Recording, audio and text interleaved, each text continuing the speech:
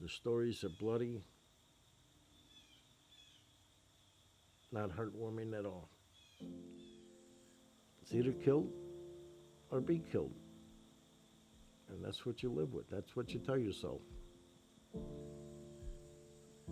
So, but you got to picture yourself. Here's this 18-year-old kid, no matter how tough you are or whatever, but you're throwing them a machine gun and you're asking them to go kill people.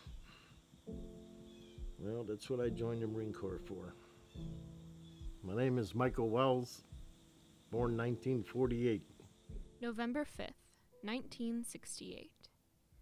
Hi, love. I don't know for sure or not, but I just might be leaving Vietnam. If I leave Nam, I will spend the rest of my time, 3 or 4 months, in Japan. How am I going to get out of Vietnam?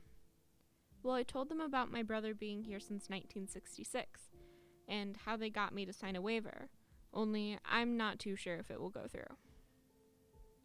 Why did I do it? Well, I think the war is almost over, because we are not doing as much fighting as we used to. I have been here for 9 months, and I've been in the hospital 3 times. I think I have done my best to fight. I have killed a lot of people, and I really don't know why. The only reason I could come up with is I had to kill them, or they would kill me. Now that's why I put in to leave Vietnam. I hope you don't get mad at me or call me a chicken, because at one time I was thinking about extending over here. But now I don't see why I should stay, because all we do is sit out in the rain and get all wet for nothing. Well, I just wanted to tell you what I did, but I don't know if it will go through the CMC or not. Well, take care and remember, I love you very much. Love, Mike. P.S. Write as soon as you could. Well, I was a little boy in Chicago, had 2 brothers, had a happy childhood, could sit outside Chicago 3 in the morning. Cop would walk by on the beach, say hello, and that was it. It's not like today. My dad used to tell me, you don't know how easy you got it until you've been to war. Well, I used to remember my dad telling me that every day over there.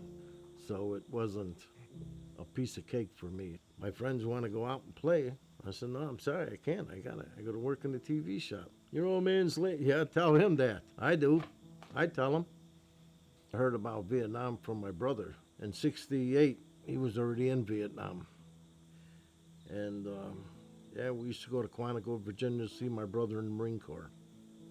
When he came home on leave, he brought a record called The Making of a Marine. It tells you how to become a Marine. You hear the boot, this, the DI yelling and everything. And they, not nice words, let me tell you. My brother was a year and a couple months older than I was. And I had my buddies, John Bellis, he was a very good friend of mine. Well, he didn't know how to fight. He didn't smoke. He was a mild kid till he met me. I said I was the black sheep in my family. So I taught him how to smoke, taught him how to go out with women, taught him how to fight. He's a fabulous guy. He stole my bicycle. That's how I met him. I beat him up. Thought to myself, maybe that's why he don't have a bike. I apologized to him a week later when I found out about his family. Then I had a bunch of bike parts and stuff that I used to find in the alley, and I used to fix bikes, and so I said, John, here's the bike, you could have the bike. And we became best friends. He was like a brother to me. We were supposed to go in the Marine Corps together. And he couldn't wait, and I had a few bills I had to take care of. I had a car I had to take care of, and I had to make sure that I had some money in the bank to give to my dad and my grandmother so they could live for a while. So John went ahead into the Marine Corps. I told him to wait for me, and he didn't want to wait. He wanted to get out now. So, like I said, I had obligations, so he joined and went ahead before me. I got drafted by the Army. Instead of going into the Army, being drafted, I joined the Marine Corps. If you're going to go, you might as well go with the best. I joined the Marine Corps. and I went through what they call hell night. No sleep at all. You get off the bus, you fly to California. So I got to do that, and I slept in those Gomer Pyle Quonset huts, the ones you see on the Gomer Pyle show. Well, hell night was terrible because you keep you up all night, getting all your gear, doing this, staying at attention, then doing it, make you do push-ups, anything. They give you haircuts, and it's terrible. What I asked myself, what in the hell did I do? A lot of people didn't like it. A lot of people just quit. They left. They went AWOL. Nothing compare you to the Marine Corps boot camp. Nothing. I mean, not the streets of Chicago or the streets of New York. It's just what they put you through is a nightmare. They show you videos of people dying and Marines dying. The longer you go through boot camp, the more fun it becomes. It becomes a lot of fun. You get to know people and you learn what you're doing, and they teach you things that save your life. I think it's the world's best training. They'll take anybody, make a man out of them. And if you don't want to be broke, then they got no use for you. Because if I can't trust the guy next to me, I don't want to be with him anyway. After boot camp, they send me to school to become a machine gunner. My MOS was 0331. So when you get off the plane, and I got off the plane in Da Nang. So got off the plane, and first thing I get, incoming rockets start coming. Now here you could picture it. I'm 18 years old, and rockets are coming and falling all around you. Bombs going off, and what do? You don't know nobody. You're by yourself. Sure, there's a bunch of Marines running around, Army running around, but they got helmets, flak jackets, and you don't have that yet. It ain't been your issue. So I took cover next to a building and waited for the bombs to quit. Then I went to the station over there, took my orders, and asked the guy, says, "This is my orders, where am I going?" He said, "Well, you're going up to Camp Curl off Highway 9. Well, how the hell do I get there? Well, truck convoy leaves in the morning. You could jump on a truck convoy and head out there in the morning, but first you got to go to the armory, pick up a machine gun and your gear." So that's what I did. I picked up my gun, and on Highway 9, you're sitting there with a bunch of old salty Marines, and you could tell they're all salty because of their clothes they're wearing and the boots. My boots are spit shined and everything else, and they look at you, like, got a new one coming. Yep. So then you hear them talking about, well, hope they don't get ambushed today. They got ambushed yesterday and the day before, so maybe they ain't going to get ambushed today. Now here you are, picture yourself being an 18-year-old kid with all this stuff running through your mind. Well, you joined the Marine Corps, you're a Marine. So luckily we made it without getting ambushed or nothing, because they put mines in the road and stuff. And I got up to Camp Curl and seen the lieutenant up there, and I said, "Well, you're going to be attached to Echo Company." 2nd Battalion, 9th Marines were there from the day Vietnam started to the day Vietnam ended. It was a hell of a unit. We had a price on our heads. And so that's it. So I was up at Camp Curl and joined my gun team. Got to know my gun team, because there's 4 people with a gun team. But not really. Not in this world. In the Marine Corps, there's only 3. A gunner, an A gunner, and another ammo humper. Of course, the whole squad would hump ammo for you when you carry a gun. And that was it. That was the start of Vietnam. Camp Curl was a big mountain with pack howitzers on it, big guns on it. and the Marine Corps was to protect the guns. So we run out patrols, and we would go out on ambushes at night until the command got orders to go out into the bush. Then we'd go out into the jungle for 60, 90 days at a time. That's when you played Marine. In Vietnam, you're your own boss. You had. There was no inspections no more. Your duty was to keep yourself and your fellow Marine alive and to kill people.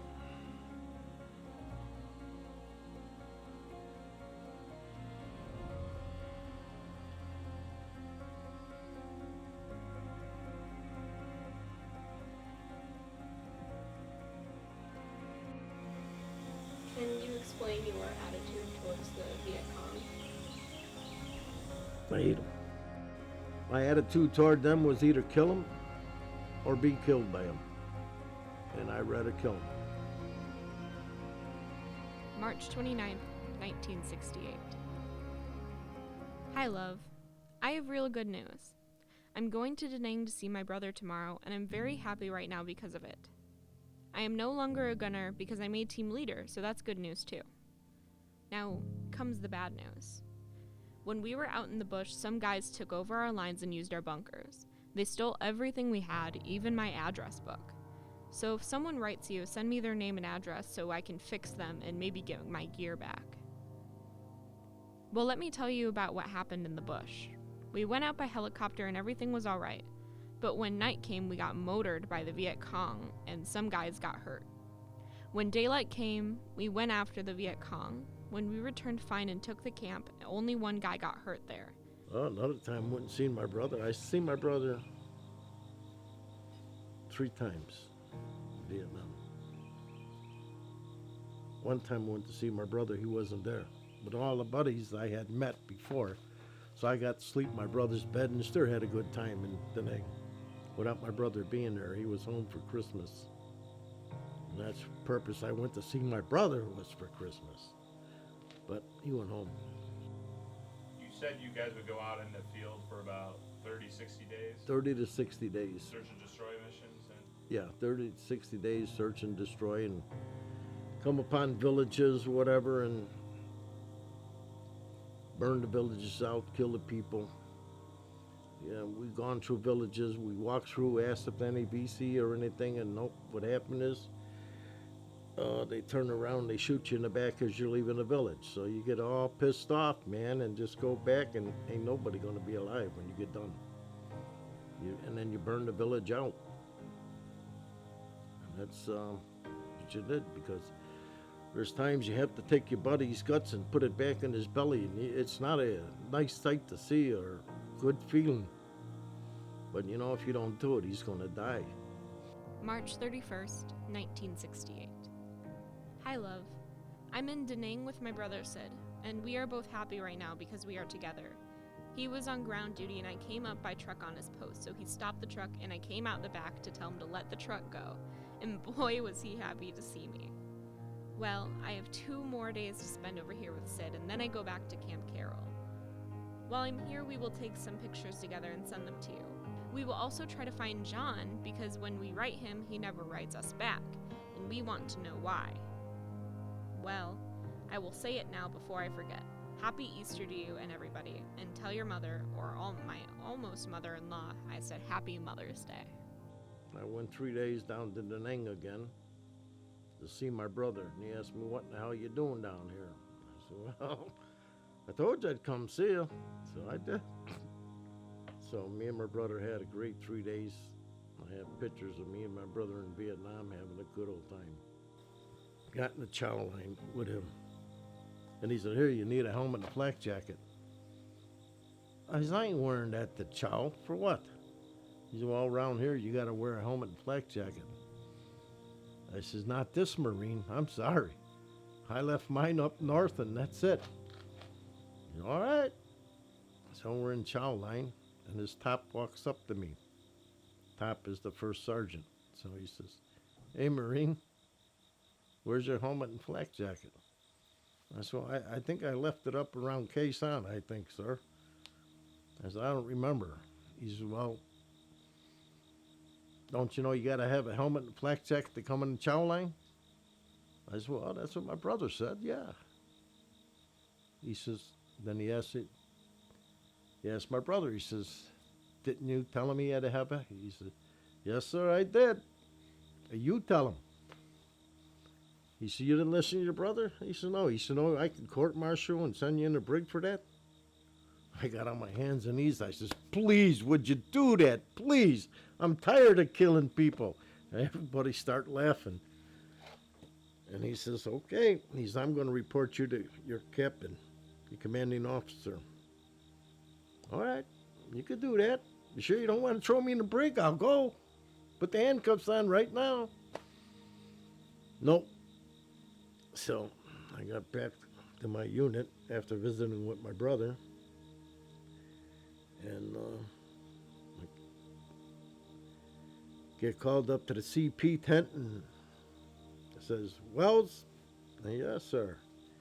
Sounds like you was having some fun in Da Nang, huh? Yeah, I told that top sergeant where to go, man. Good Marine. April 2nd, 1968. Hi, love. I'm still in Da Nang waiting for an airplane to go to Dong Ha. Then there, I have to go to a convoy to go to Camp Carroll. My brother gave me a tape recorder so I can send you some tapes if Larry still has that tape recorder he had. My brother also gave me the stronger camera so I can take pictures and send you. He gave me his radio too, but I didn't want it, so he put it in my bag without me knowing, so I have that too. I'm taking a case of Coke back with me too, so we have something else to drink besides water. I was sorry to leave my brother, but that's just one of those things you have to put up with being in the Marine Corps. He will be home soon, in about 99 days, and I told him to take you out to the show if you want to go with him. He said he was glad to get the letters from you because he said I could trust you if you take the time out to write my brother. Well, you'd love to get a letter from home. Gave you something to hear what's going on back home. And the writing part, you read the letters. Well, it's moon's bright. I could write a letter tonight. I'm making a cup of coffee. I love you, you know. Stuff like I was writing a letter one night, sitting there and watch. Heard a noise. And I was making coffee, so I put the fire out down in the hole. And I listened. And nothing. So I just started to make coffee again. So I lit the fire, started making the coffee, started writing my letter. And all of a sudden, out of the tree jumps this big rock ape. Big ape. I grabbed my .45 and I started shooting it. It ran off into the jungle somewhere. But yeah, there's big apes out there. One time, a buddy of mine was going to catch it. I think we was up at Charlie 2, we called it. Or they called it. No, it was at the rock pile, and the big rock ape used to come steal our food. If left it outside, they'd steal it. So he said, well, I'm going to catch that ape. So the ape, he waited for that ape early in the morning, and he jumped on that ape, and that ape took him to the jungle. Well, for hours we didn't see him. We sent out a patrol to find him, couldn't find him. But by nightfall, he come crawling back up. The ape beat the shit out of that man. Funny stories.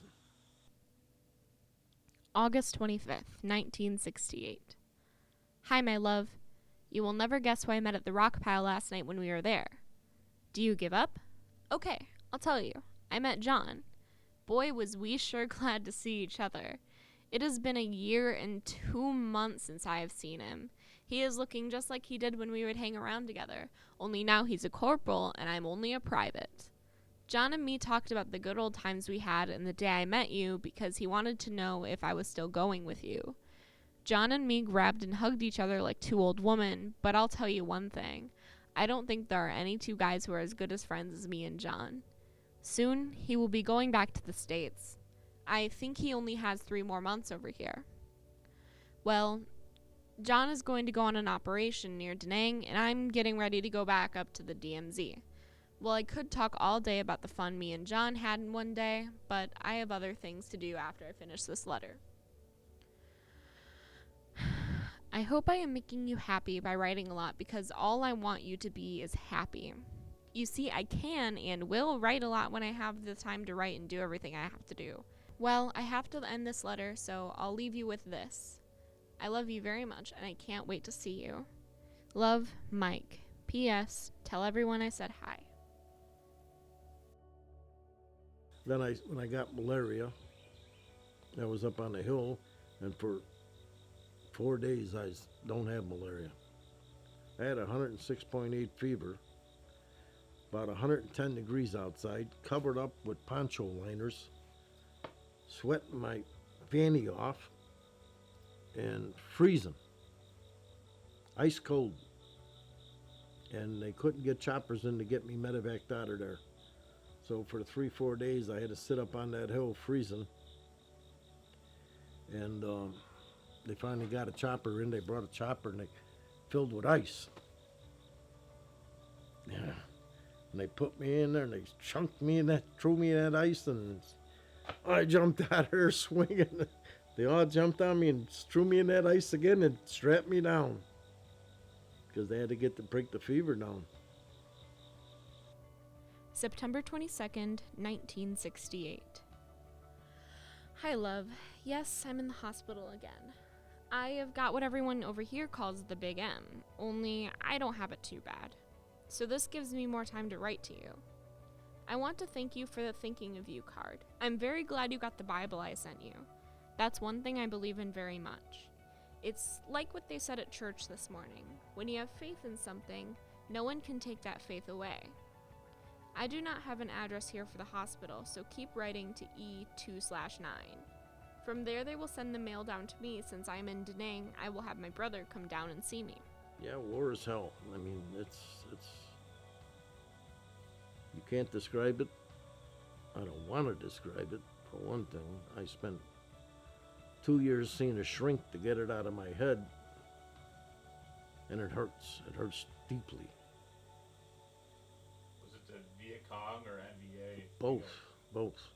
We fought Viet Cong. We fought in. You ever see 500 people coming over a wire, and you got to kill them? I was a machine gunner. 90% of the firepower. I shot that gun that night. When I got done shooting that gun, that barrel just took a nosedive because it was so hot. The steel just melted and went down. Like I said, I've had that machine gun barrel melted down. Oh yeah, I went to R&R one time and took my machine gun with me. Went and seen my brother Sid. That's when I was out there shooting and that gun jammed on me.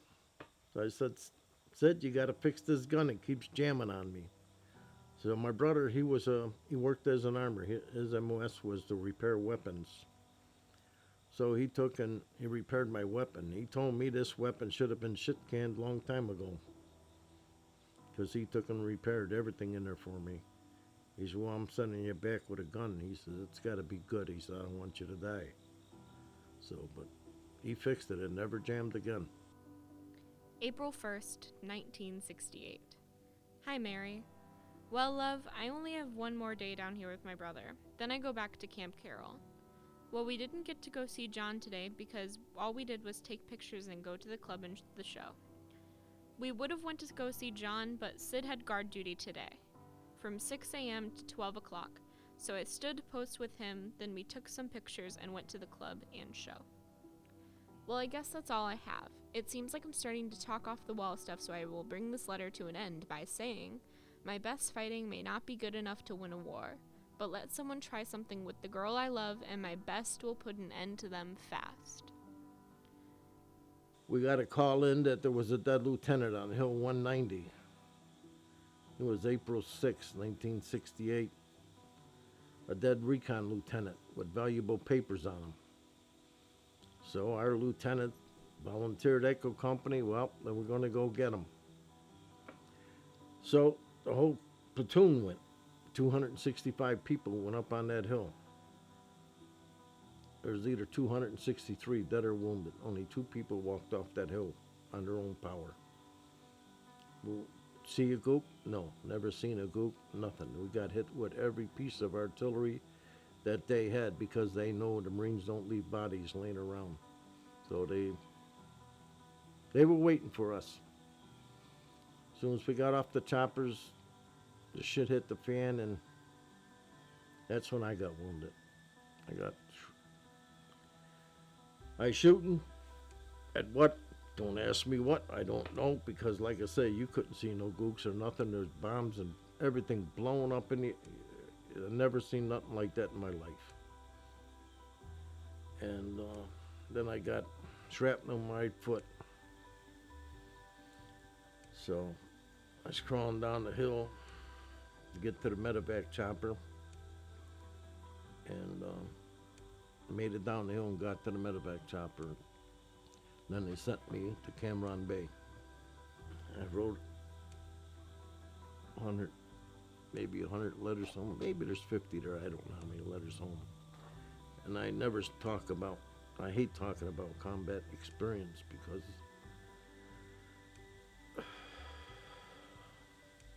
it hurts. It hurts to kill people. It's you lay there, you get shot at, and you shoot back. I mean, bombs go off next to you, your buddy gets blown away. I mean, it's war.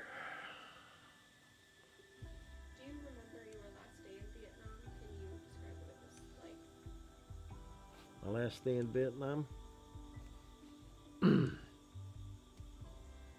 Yeah, it was sorrow. Leaving. Saying goodbye to your buddies and knowing they still got to go through that hell. But happy? Oh yeah, you're happy. You're going home.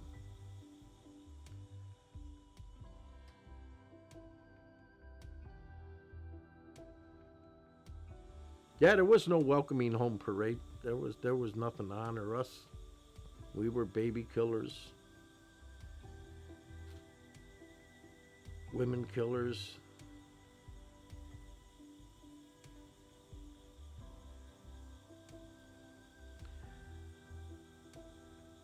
Kid killers.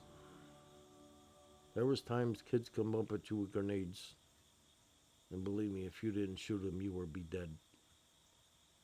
He'd have a grenade and blow you up. So it was hard. But you learn how to deal with the war when you're over there. You learn quick. Back home in the States,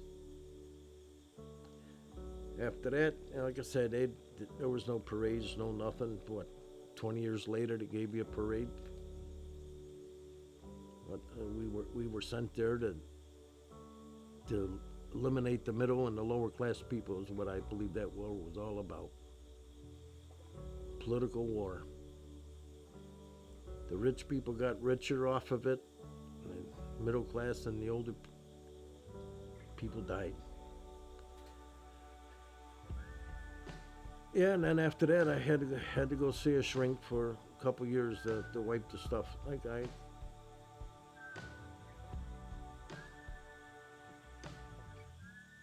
you won't let nobody walk beside you.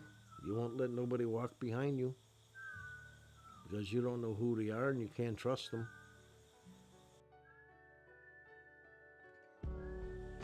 When I came home, she said, "Michael, I got something to tell you." I said, "Mom, I know. John's dead, right?" She says, "Yep."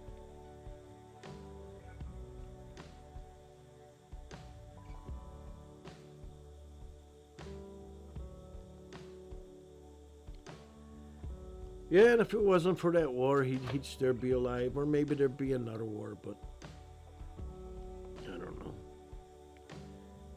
You know, we're all here for a visit. We all got to go sometime, whether it's war or in peace. Do you remember last day with John? What you guys did? Oh, like it was yesterday. Like it was yesterday. I could see me and him sitting there. In fact, the picture's right there in that book, right on top. Is it in that book? No, it's in my book. I'll show you a picture, me and him together. And back then in the 60s, nobody had cameras. Nobody bothered to take pictures. So I took pictures. Well, I had his buddy take pictures of me and him together. Those were the only pictures that his mother had of him from Vietnam, except for boot camp.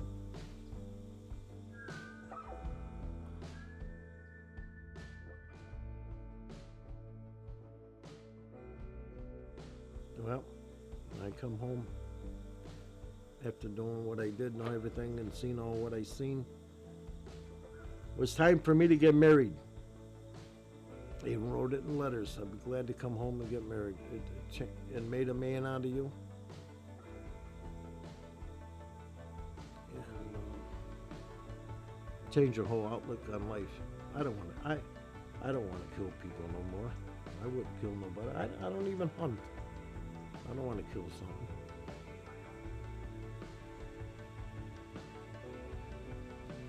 So, yeah, all I want to do is come home, get married, raise a family, have grandkids such as you. Yeah, oh, I got married too right after I come back too. I think I come back and, I don't know, send the letters. I got married in September 69, so it wasn't long before I got married either, because I was ready to settle down. I seen too much. When I met her, I used to work at McCormick Place, Alta Services.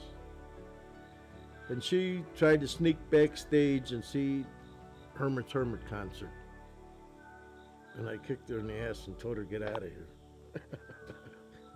Well, after the concert and stuff, she come up to me and asked me for a cigarette. I said, well, I'll give you a cigarette if you give me the number. So I got her phone number, and that's how we met. I requested to go see the shrink, You could tell when something's wrong and something's bothering you. You can't sleep at night because all you see is your buddy's dying. You'd be at parties and something could set it off, a noise or something, and you got to go run and hide. When the wall came to Chicago the first time, I think it was back in the 70s, I believe it was 70s. They brought that wall, portable wall, to Chicago. And as long as that wall was in Chicago, I didn't go home. I stayed at that wall.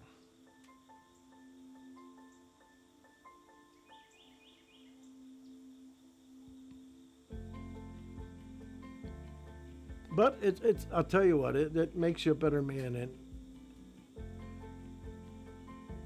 I was glad I went and I seen something very few people will ever see. Very few people will see it.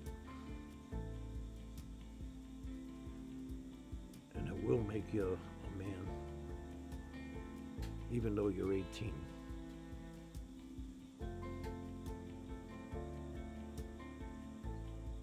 It's been 52 years.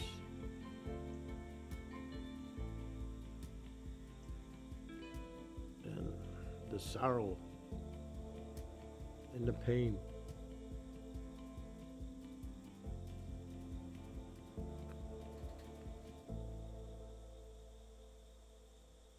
Is still inside you.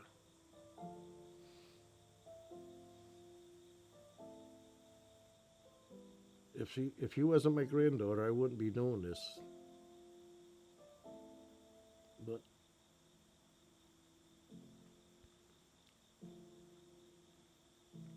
because was. Too many flashbacks, too much pain. March 13th, 2019.